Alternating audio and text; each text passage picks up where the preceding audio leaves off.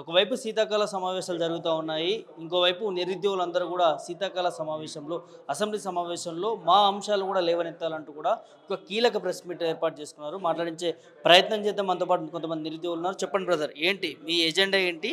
ఈ అసెంబ్లీ సమావేశంలో మీ గురించి ఎలాంటి అంశాలు ప్రస్తావించారు? వాస్తవానికి కాంగ్రెస్ పార్టీ అధికారంలోకి వచ్చి 2 సంవత్సరాలు అవుతుంది. 2 సంవత్సరాల్లో నిరుద్యోగులకు ఇచ్చినటువంటి హామీలు నెరవేర్చకపోగా కనీసం మేము నిరుద్యోగులం కలిసికట్టుగా కాంగ్రెస్ ప్రభుత్వాన్ని అధికారంలో తీసుకొస్తే మా నుంచి వినతి పత్రాలు తీసుకునే పరిస్థితి కూడా తెలంగాణలో లేదు. కాబట్టి కనీసం ఇప్పుడు చాలా గతం లోపల తెలంగాణకు సంబంధించి ఆదాయ వనరుల కోసం అసెంబ్లీ సమావేశాలు పెట్టిర్రు, కాళేశ్వరం కోసం పెట్టిర్రు, బనకచర్ల ఇష్యూ కోసం పెట్టిర్రు, నిరుద్యోగుల ఇష్యూ కోసం కూడా పెట్టాలి.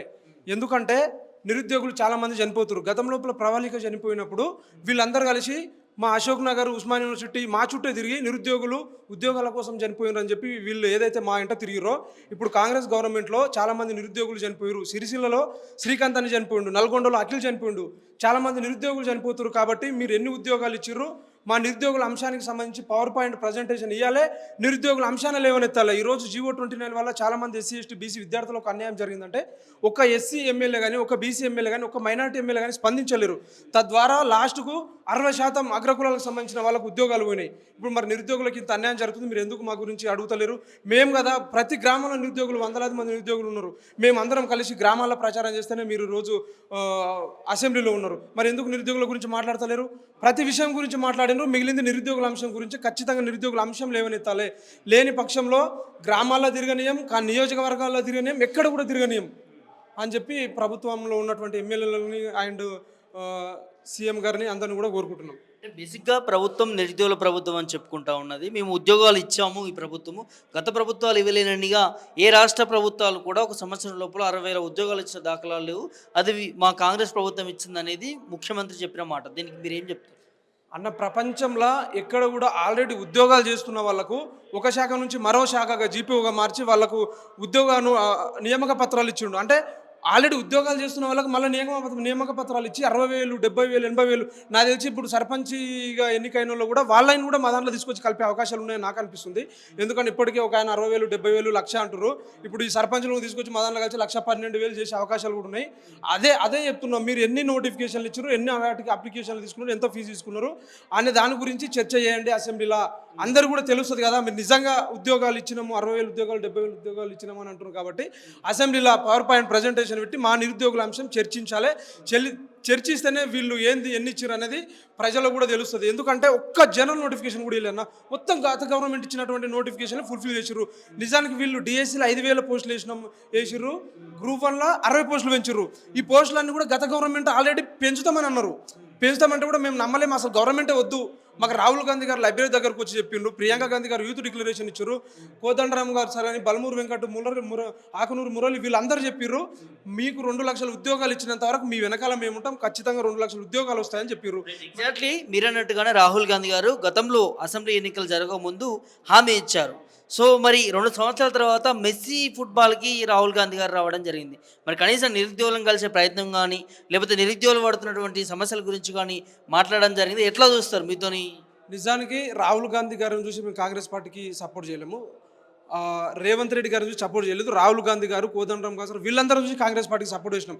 మరి ఆ రోజు చిక్కడపల్లి లైబ్రరీ వరకు వచ్చినటువంటి రాహుల్ గాంధీ గారు ఈరోజు 100 కోట్లు తెలంగాణ ఆదాయం 100 కోట్లతోటి సభ అది పెడితే, మీటింగ్ పెడితే, ఫుట్బాల్ పెడితే రాహుల్ గాంధీ గారు ఢిల్లీ నుంచి వచ్చిండ్రు. మరి తెలంగాణలో చాలామంది జీవో 29 వల్ల చనిపోతుండ్రు.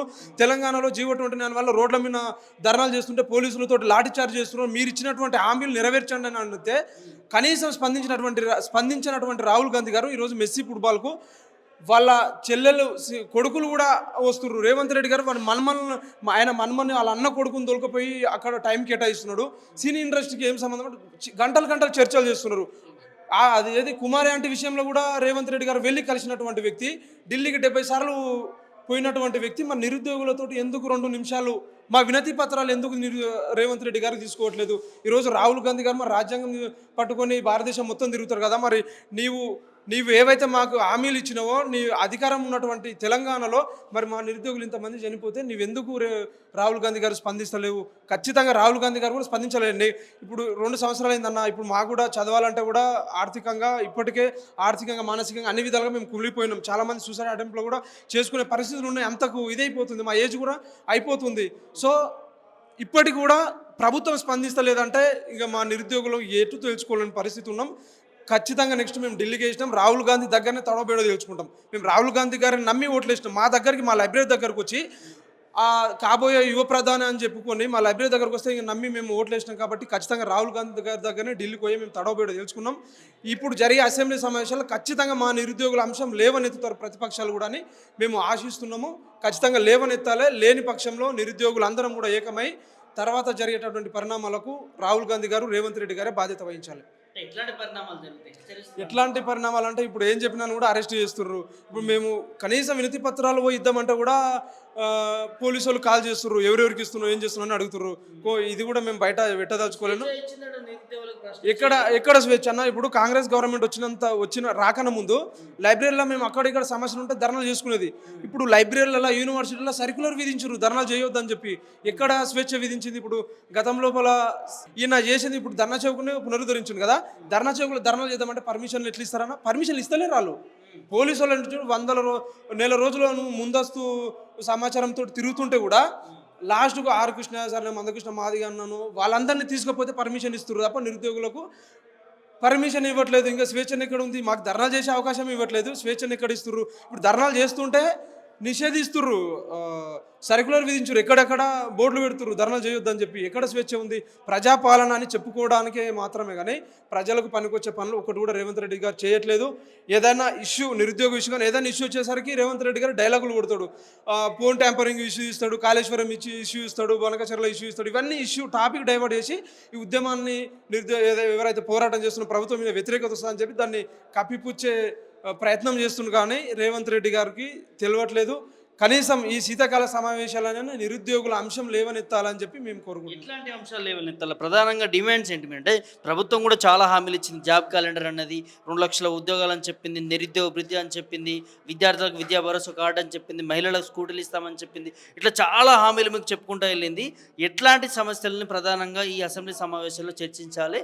చర్చించకపోతే మీ కార్యాచరణ ఏంటి? ఒకటన్నా, అసెంబ్లీ సాక్షిగా మేము ఎన్నో ధర్నాలు చేస్తే జాబ్ క్యాలెండర్ ప్రకటించారు బట్టి విక్రమార్క గారు. మరి ఏమైందన్న, జాబ్లెస్ క్యాలెండర్గా మారిపోయింది. సంవత్సరం అయింది. 2024 నవంబర్లోనే వాళ్ళు జాబ్ క్యాలెండర్ పెట్టిన దాని ప్రకారం 2024 నవంబర్లోనే గ్రూప్ 1 గ్రూప్ 2 నోటిఫికేషన్ రావాలి. మరి ఇప్పుడు 2025 కూడా అయిపోయింది. మరి ఇప్పటికి జాబ్ క్యాలెండర్ ఊసలేదు. మరి అసెంబ్లీ సమావేశాలు ఎందుకు పెడుతున్నట్టు? అసెంబ్లీ సమావేశాలు ఏం నిర్ణయాలు తీసుకున్నారు? పనికిరాని నిర్ణయాలు అవి. నువ్వు జాబ్ క్యాలెండర్ ప్రకటిస్తే అసెంబ్లీలో ప్రకటించే జాబ్ క్యాలెండర్కి విలువ లేదు. ఒకటి.